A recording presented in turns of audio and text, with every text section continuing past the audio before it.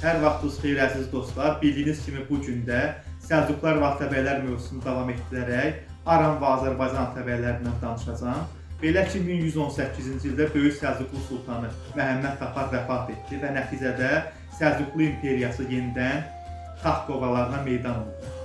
Sultan Məhəmməd Taparın vəsiyyətinə uyğun olaraq böyük oğlu Mahmud Böyük Səlcuqlu Sultanı elan edildi. Lakin onun qardaşı və Məhəmməd Taparın qardaşı və eyni zamanda Mahmudun əmisi sayılan Mərv hakimi Səncər bu hakimiyyət bölgüsünə qarşı çıxdı və 1119-cu ildə əmi və qardaşı oğlu arasında Sabə şəhərinin yaxınlığında döyüş baş verdi. Nəticədə Böyük Səlcuqlu Sultanı elan olunan Mahmud əmisi Səncərə uduzdu və onun siyasi təsir dairəsinə düşdü. Və bununla da Böyük Səlcuqlu imperiyası iki hissəyə bölündü. Bunlar İraq Səlcuqları və Xorasan Səlcuqları idi. Sultan Səncər qardaşı oğlunu məğlub edəndən sonra onu öz siyasi təsir dairəsinə saldı və Böyük Səlcuq Sultanı titulunu özü götürdü. Qardaşı oğlu Mahmudu isə vəliəhd elan etdi.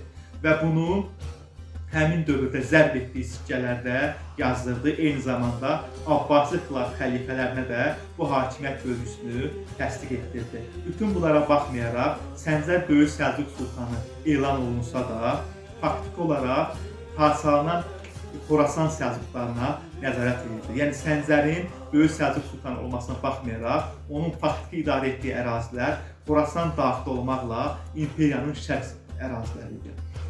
Xorasandan qərbdəki ərazilər isə İraq Səlcuqlu Sultanlığına daxil idi. Və bununla Səncər yetinmədi. Qardaşı oğlu İraq Səlcuqlu Sultanı təyin olunan Mahmudun digər qardaşlarla birləşib ona qarşı üsyan etməsi, ona qarşı dirəniş göstərməsindən qorxaraq onun qardaşlarına da hakimiyyət haqqı tanıdı və Məsuda, Azərbaycan, Arran və Diyarbəkiri, Toğrula, Zəncan, Qəzvin və Gilan və Beyləmi, kiçik qardaşı Səlcuq Şaha isə Xuzistan və İsfahanı iqta verərək Atabəylərlə birlikdə həmin ərazilərə göndərdi ki, oranı idarə etsinlər.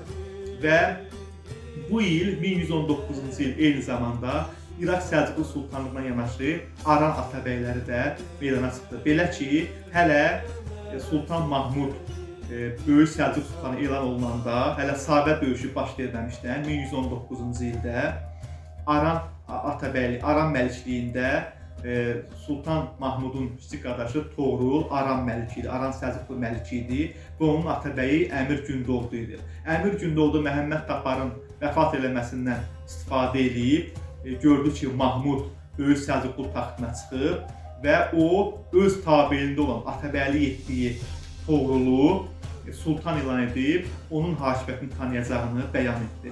Lakin sonralar Mahmud onları döyüşdə məğlub elədiyinə görə Mahmudla barışdılar. Lakin Azərbaycanın şimalında Aran Atabəyliyi yarandı.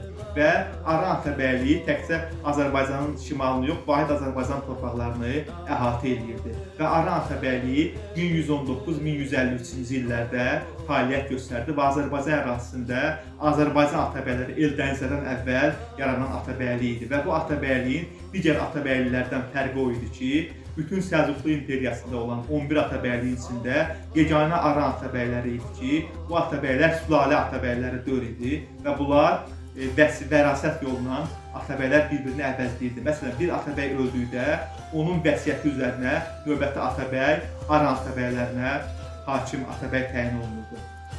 Və eyni zamanda həmin il 1119-cu il sonralar Azərbaycan Atabəyi olacaq Eldənizin Məmlük və ya Qulam sifətində Səlcuqlu torpaqlarına gəldiyi ildir. Belə ki, Eldəniz 1118-19-cu illərdə tarixçilərin verdiyi məlumatlara görə Qulam kimi Sultan Səncərin Qulamı sifətində İraq Səlcuqlu Sultanlığına həməlana gəlmişdi və Səlcuqlu sarayına alınmışdı.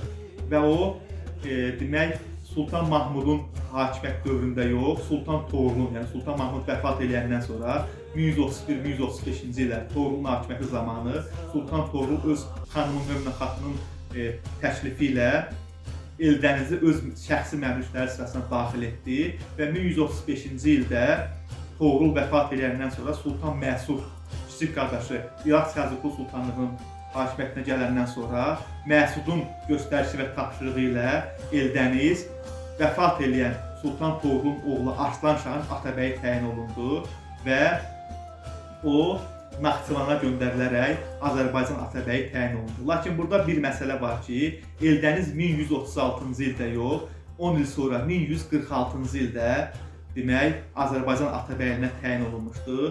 Çünki mənbələrdə Azərbaycan tarixində oturmuş fikrin əksinə olaraq 1146-cı ildən əvvəl Eldənizin adı heç bir mənbələrdə çəkilmir. Yalnız onun məmlük kimi 1118 və ya 19-cu illərdə Qulam və ya məmlük kimi İraq Səlcuqlu torpağına, Səlcuqlar ərazisinə gəldiyi qeyd olunur.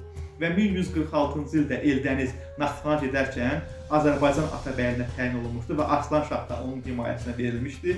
Lakin Aran Atabəyliyi Vahid Azərbaycan coğrafiyasını idarə etdiyinə görə Eldəniz 1153-cü ilə qədər, yəni Aran Atabəyliyi süqut eləyənə qədər Aran Atabəylərindən bir növ asılı vəziyyətdə, onların başçılıq kimi Cənubi Azərbaycanı idarə etməyə başladı.